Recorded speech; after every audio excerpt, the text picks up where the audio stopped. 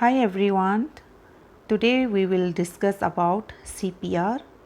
It also called cardiopulmonary resuscitations and sometimes it also called basic life support. Let us see in CPR, that is cardiopulmonary resuscitations, what is it means. Cardio means it is heart, pulmonary it's referred to lungs, and resuscitations means to revive. In emergency situations such as heart attack or heart arrest, CPR is often seen as a life-saving method. Cardiac arrest can be caused by a heart condition, suffocations, drowning, and electrical stroke, etc. The CPR process requires a combination of respiration from mouth to mouth and compressions of the chest. Rescue respirations offers oxygen to the individual lungs. Compressions in the chest keep oxygen-rich blood flowing till the heartbeat and respirations can be restored. What is cardiopulmonary resuscitations?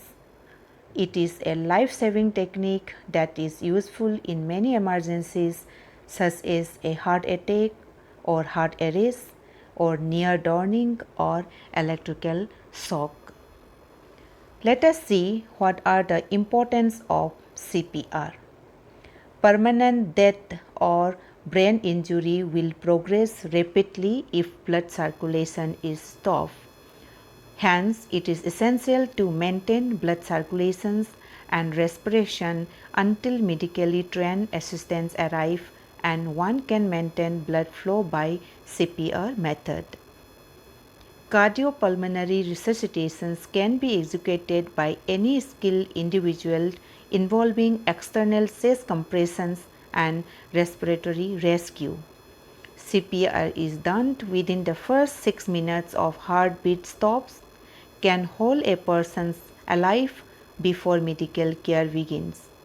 CPR is carried out until the heartbeat returns to the normal rhythm or the patient's declared death.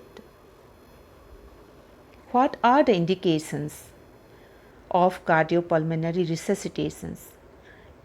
First indications, it is circulations arrest or cardiac arrest. Blood circulations, the supply of the vital organs with oxygen nutrients stops after cardiac arrest. Second indication, it is respiratory arrest. The reason of respiratory arrest are drowning, falling foreign objects into the airway, smoke inhalation, asphyxiation, lightning, stroke, coma of various origin, and sometimes drug overdoses, etc. In primary respiratory arrest, the heart and lungs continue to deliver oxygen to the brain and other organs for a few minutes. If the victim has respiratory arrest or inadequate breathing, it is necessary to use breathing resuscitation, which can prevent heart failure. Let us see typical errors during CPR. The most common mistake is the lack of tightness in the loop rescuer injured. Rescuer who performs it at a first time forgets to grip tightly injured nose or to cover tightly his mouth. Second mistake is unliquidated blocking of the injured tongue because of air goes into the stomach. In that situations, turn quickly the injured to the side and to push on the epigastric regions in this case. If unsure to perform CPR, if you are afraid to do CPR or unsure how to perform CPR correctly, know that it is always better to try than to do nothing at all. The difference between doing something and doing nothing could be someone's life. Here is advice from the American Heart Association for untrained. If you are not trained in CPR or worried about giving rescue breaths, then provide hands-only CPR. That means uninterrupted chest compressions of 100 to 120 a minute until paramedics arrive. You don't need to try rescue breathing if you are untrained. If you train and ready to go, if you are well trained and confident in your ability, check to see if there is a pulse and breathing. If there is no pulse or breathing within 10 seconds, begin chest compressions. Start CPR with 30 chest compressions before giving 2 rescue breaths. If you are trained but rusty, if you have previously received CPR training but you are not confident in your abilities, then just do chest compression at a rate of 100 to 120 a minute. The above advice applies to situations in which adult, children and infants need CPR but not newborns, infants up to 4 weeks old.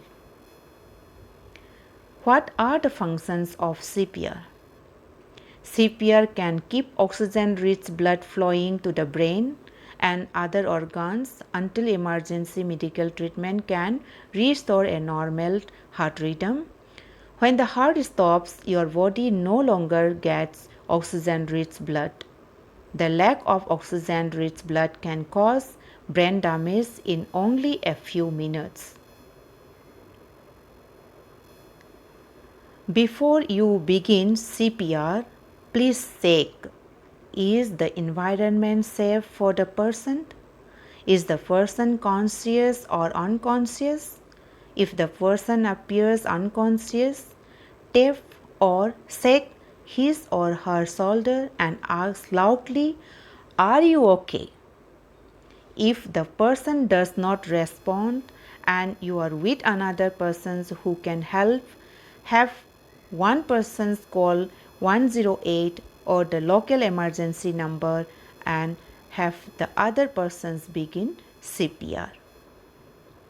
If you are alone and have immediate access to a telephone, call 108 or your local emergency numbers before beginning CPR. As soon as an AED is available, deliver one shock if instructed by the device, then begin CPR. Remember to spell CAP, C-A-P. C stand for compressions, A airway, B breathing. Let us see what is compressions, airway and breathing. Compressions, that is restore blood flow. Compressions means you will use your hand to push down hard and fast in a specific way on the person's chest. Steps of performing CPR compressions. First, put the person on his or her back on a firm surface. Second, kneel next to the person's neck and shoulders. Third, place the lower palm of your hand over the center of the person's chest between the nipples.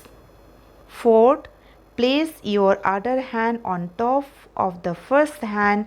Keep your elbows straight and position your shoulders directly above your hands.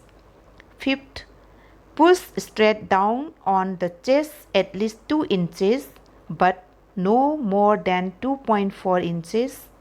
Use your entire body weight when doing compressions.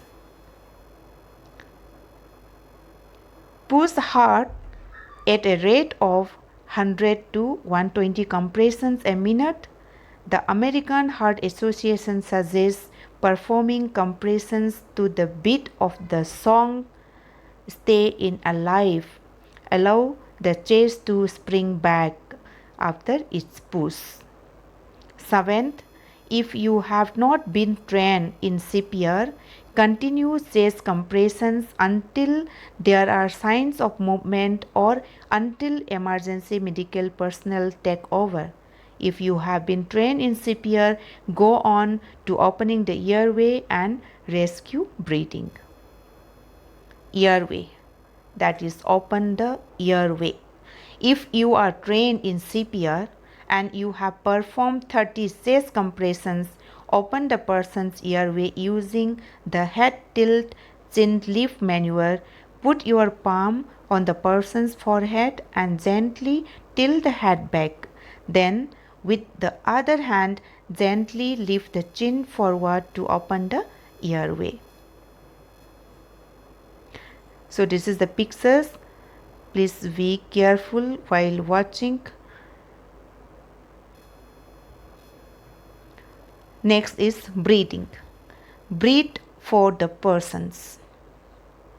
Rescue breathing can be mouth to mouth breathing or mouth to nose breathing if the mouth is seriously injured or cannot be opened.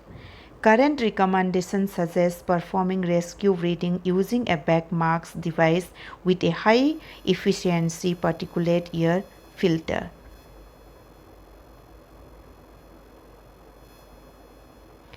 After opening the airway, pinch the nostrils shut for mouth-to-mouth breathing and cover the person's mouth with yours, making a shield. Prepare to give 2 rescue breaths. Give the first rescue breath lasting 1 second and watch to see if the chest rises. If the chest rises, give a second breath. If the chest does not rise, repeat the head tilt chin lift maneuver and then give a second breath. 30 chest compressions followed by 2 rescue breaths is considered one cycle.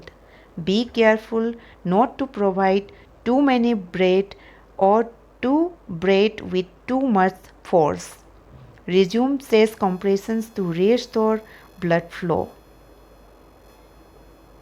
As soon as an automated external defibrillator, that is AED, is available, apply it and follow the prompts.